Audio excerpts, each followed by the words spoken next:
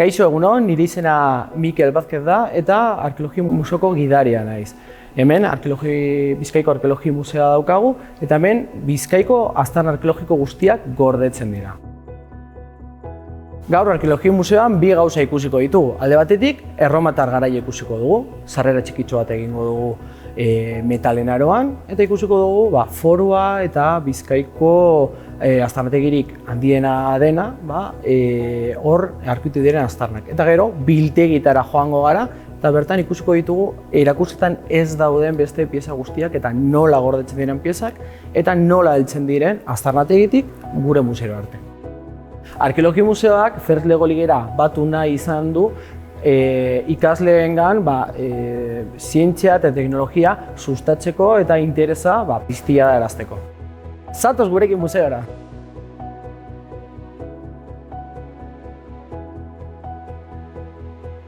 Ikusi ditugu pieza aipagarriak, informazio asko ematen diguten piezak edo historia bat kontatzen diguten piezak, baina beste pieza asko eta asko gorde egin behar ditugu, ikertzeko.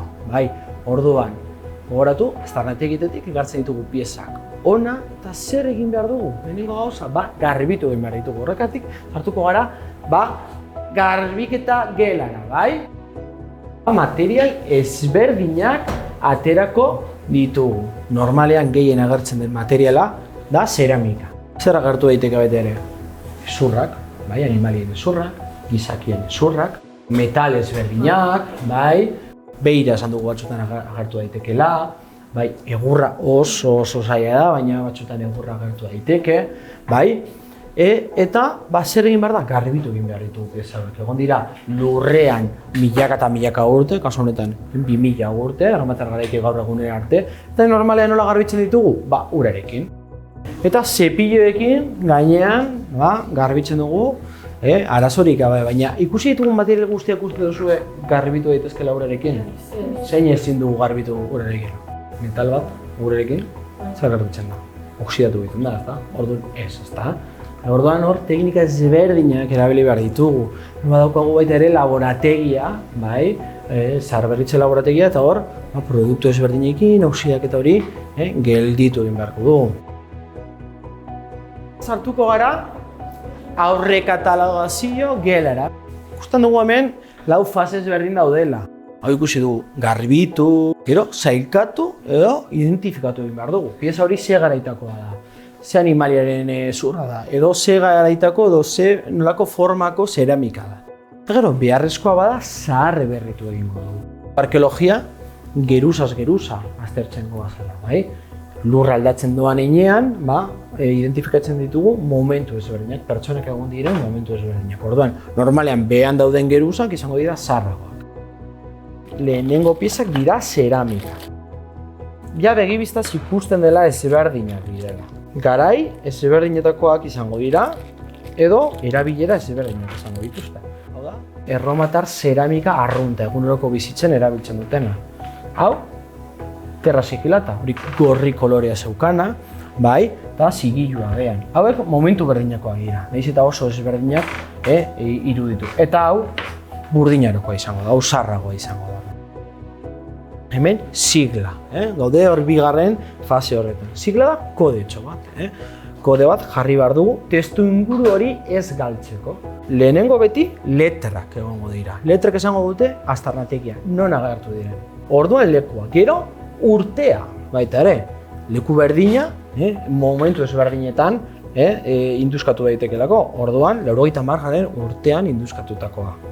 71 izango da lur geruza, lur kapa, 71 lur geruza, eta 198, 198 pieza 71 kapa.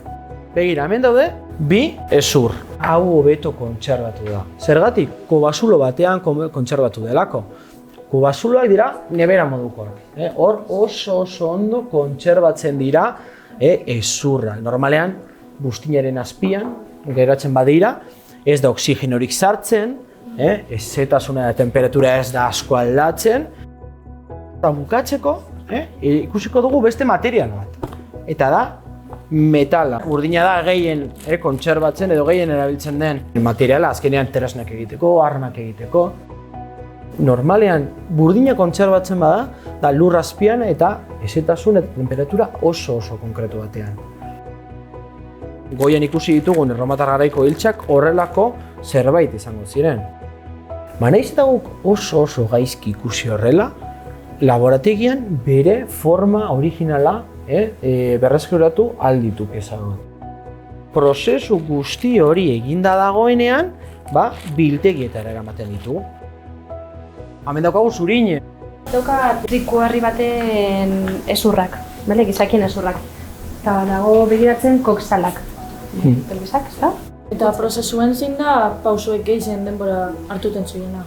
Garbitzea, normalean. Bueno, industea eta gero ateratzakoan garbitzea, ze garbitze behar duzu... Igual milaka eta milaka pieza eta... Eta ezurra oso txikia, eta adibidez. Zuk esan zauzela ikusten emakume gizona badan, nongu edan azurre, umiena badan, eta horrek zetan lagunten zu, ja ateraten zu zer dan, eta horrek zetan lagunduten zu. Gero jakiteko zenolako poblazioa zegoen. Normalean daude adibidez ezberdintasunak eta lurperatzen zuten trikuarrietan, behintzat Errioxako Alaban, lurperatzen zuten trikuarrietan bakarrik gizonak. Eta emakumeak eta umeak zeuden kobasloetan. Adibidez gauza hori jakiteko, eta gero zenolako gaixotasunak, elikadura... Sartuko gara biltegiaren barrura. Hemen daude Bizkaiko aztarna guztiak gordeta. Neolito garaiko pieza bat ikusiko dugu. Hemen ikusten dugu Santimamineko gazula, korte zubin. Hemen beste kode bat izango dugu, jakiteko non dagoen pieza. Lehenengo biltegian, 17. Apalategian eta guztia. Irekitzen badugu, hemen ikusten duguna da zeramika bat. Marrazki arkeologikoa oso garrantzitsua da. Eskalarekin, honekin jakin dezakegu. Pieza hau sentimetro bat da orrialde honetan, baina konparatuta benetako piezarekin 5 zentimetro orduan, tamaina jakin dezakegu. Zar berretuta dago, ikusten duzue, pieza ezberdinak batuta daude. Hau ja, identifikatu du, imaginatu, gorde dugu. Eta orain, interpretatu egin behar dugu. Gure interpretazioa edo guk egiten diogun galdera piezara izan daiteke, ia zergatik dituen zulotxo hauek hemen, goitik bera. Segurazki izango da, konpontzeko hortik aria edo pasatu dutela. Orduan, ja, honek esaten dugu, askoz ere, hobeago dela, beraientzat, konpontzea berri bat egitea baino. Hau da, erdiaroko giltza bat. Zahar berritu egin zuten, oksidazio prozesua gelditu dute, dizdiratxa hori da, produktu ezberdinak jartzen zaizkio gainetik ez oksidatzen ez jarraitzeko, eta hemen ikusten ditugu bolatxo hauek. Hau da, gel de silice gela. Guk metalezko piezei olako produktuak sartu behar dizkiogu barruan ez oksidatzeko. Olako kolore dauka, bai? Eta guztiz hezetasuna gehiago ez duene hartzen, olako kolore beltza izaten du. Honekin kontrolatu egin dezakegu begibistan ja nola dagoen pieza. Eskerrik asko etortzeagatik, da egoteagatik eta guztia da espero disfrutatu izatea.